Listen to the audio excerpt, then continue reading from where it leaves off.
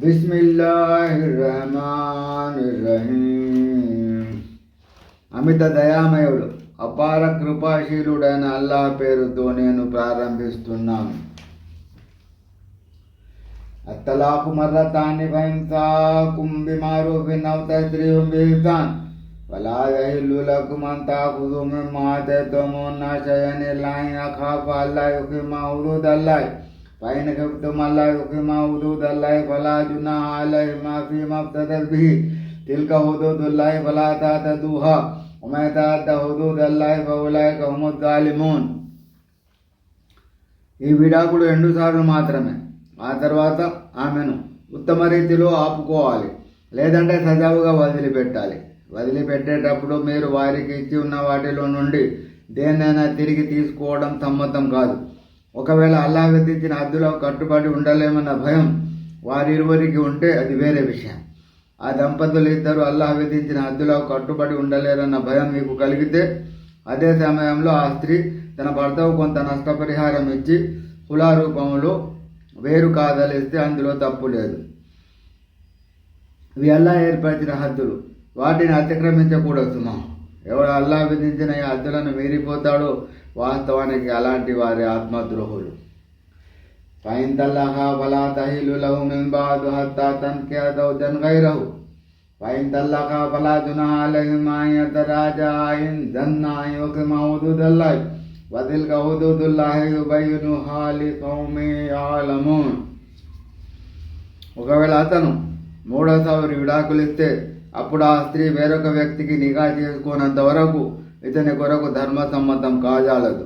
ఆమె 2వ భర్త కూడా ఆమెకు విడాకులు ఇస్తే మళ్ళీ వీరిద్దరూ, మొదటి భర్త మరియు ఈమె, అల్లాహ్ హద్దులో కట్టుబడి ఉండగలమన్న నమ్మకం ఉండి పునర్వివాహం చేసుకుంటే అందులో దోషం ఏమీ లేదు.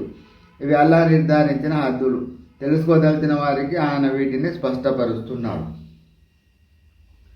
వైదా తల్లక్తుమున్ నిసా వబలగ్నా అజలహున్న ఫఅమ్సికూహున్న బిమారూఫిన్ ఔ సర్రిహున్న బిమారూఫ్ వలా తుమ్సికూహున్న దిరాల తాతదు వమన్ యఫ్అల్ దాలిక ఫఖద్ జలమ నఫ్సహు వలా తత్తఖిదు ఆయాతిల్లాహి హుజువా వజ్కురు నిఅమతల్లాహి అలైకుం వమా అంజల అలైకుం మినల్ కితాబి వల్ హిక్మతి యఇదుకుం బిహి వత్తఖుల్లాహ వఅలము అన్నల్లాహ బికుల్లి షైఇన్ అలీం. మీరు మీ స్త్రీలకు రాజై విడాకులు ఇచ్చి ఉన్నప్పుడు వారి కొరకు నిర్ణయించిన గడువు ఇద్దత్ పరిసమాప్తమయ్యే సమయం దగ్గర పడితే వారిని ఉత్తమ రీతిలో మీ వద్ద ఉండనివ్వండి, లేదంటే ఉత్తమ రీతిలోనే వదిలిపెట్టండి. వారిని వేధించి సాధించే ఉద్దేశంతో మీ దాంపత్య బంధంలో ఉంచుకోకండి. అల్లాహ్ చేసేవాడు వాస్తవానికి తన ఆత్మకి న్యాయం చేసుకున్నట్టవుతుంది. దైవాదేశాలతో చెలగాటమాడకండి. అల్లాహ్ మీకు వసగిన అనుగ్రహాలను, మీపై అవతరింపజేసిన గ్రంథాన్ని, యుక్తితో కూడిన విషయాలను జ్ఞప్తికి తెచ్చుకోండి అని ఆయన మీకు ఉపదేశిస్తున్నాడు. అల్లాహ్కు భయపడుతూ ఉండండి. నిశ్చయంగా అల్లాహ్కు ప్రతిదీ తెలుసు అన్న విషయాన్ని మీరు తెలుసుకోండి. వైదా తల్లక్తుమున్ నిసా వబలగ్నా అజలహున్న ఫలా తఅదులుహున్న అన్ యన్కిహ్న అజ్వాజహున్న ఇదా తరాదౌ బైనహుం బిల్ మారూఫ్ ذلك يوعظ بمن كان منكم يؤمن بالله واليوم الآخر ذلك أزكى لكم وأطهر والله يعلم وأنتم لا تعلمون.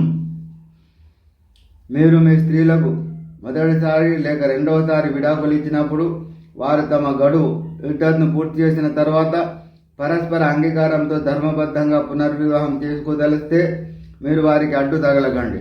మీలో ఎవడు అల్లాహ్ను అంతిమ దినాన్ని గట్టిగా నమ్ముతాడో అతనికి ఉపదేశం చేయబడుతున్నది. ఇది మీ ఆత్మశుద్ధికి, శారీరక పరిశుభ్రతకు సూచించబడిన అత్యుత్తమ విధానం.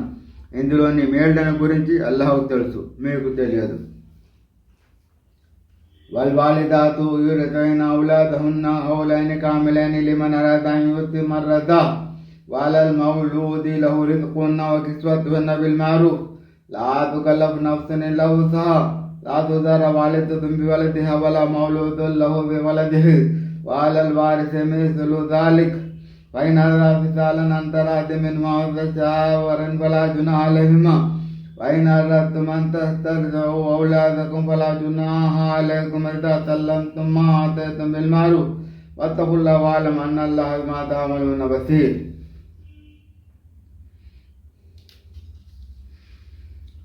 తమ సంతానానికి పాలు పట్టే గడువును పూర్తి చేయాలని తండ్రులు కోరిన పక్షంలో తల్లులు తమ పిల్లలకు పూర్తిగా 2 సంవత్సరాల వరకు పాలు ఇవ్వాలి.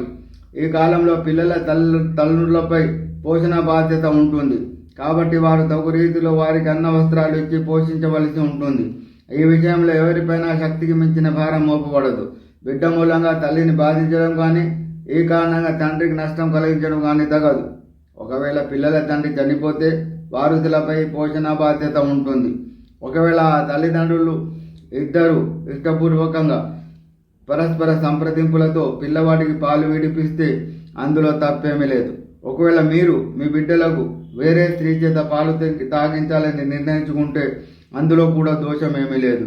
అయితే మీరు పాలిచ్చే వారికి ధర్మం ప్రకారం చెల్లించవలసిన హక్కును చెల్లించడానికి అంగీకరించాలి. అల్లాహకు భయపడుతూ ఉండండి. అల్లాహ్ మీ కార్యకలాపాలను గమనిస్తూనే ఉన్నాడన్న విషయం తెలుసుకోండి. والذين يتوفون منكم ويذرون أزواجا يتربصن بأنفسهن 4 أشهر وعشرا فإذا بلغن أجلهن فلا جناح عليكم فيما فعلن في أنفسهن بالمعروف والله بما تعملون خبير. మీలో ఎవరైనా మరణించి వారు తమ భార్యలను వదిలిపోయినట్లయితే వారు ఆ వితంతువులు 4 మాసాల 10 రోజుల వరకు తమను ఆపుకోవాలి. ఇద్దరు పూర్తి చేయాలి. గడువు దినాలు ముగిసిన తర్వాత వారు శాస్త్ర ప్రకారం తమ స్వయం కొరకు సముచితం అనుకున్నది ఏం చేసుకున్నా అందులో దోషం లేదు. మీరు చేసే వాటిని అల్లాహ్ కనిపెట్టుకునే ఉన్నాడు. లా జునాహ అలైకుం ఫీమా రఫ్తుమ్ బిహి మిన్ కిత్బతిన్ నిసాఇ ఔ అక్నంతుమ్ ఫీ అన్ఫుసికుమ్ అలిమ అల్లాహు అన్నకుమ్ తజ్కురూనహున్న వలాకిన్ లా తువాయిదున్న అస్రన్ ఇల్లా అన్ తఖూలు ఖౌలం మఅరూఫా వలా తాజిము ఉఖ్దతన్ నికాహి హత్తా యబ్లుగల్ కితాబు అజలహు వాలమన్ అల్లాహ్ యఅలము మా ఫీ అన్ఫుసికుమ్ ఫహ్దరూహు వాలమన్ అల్లాహ్ గఫూరున్ హలీం.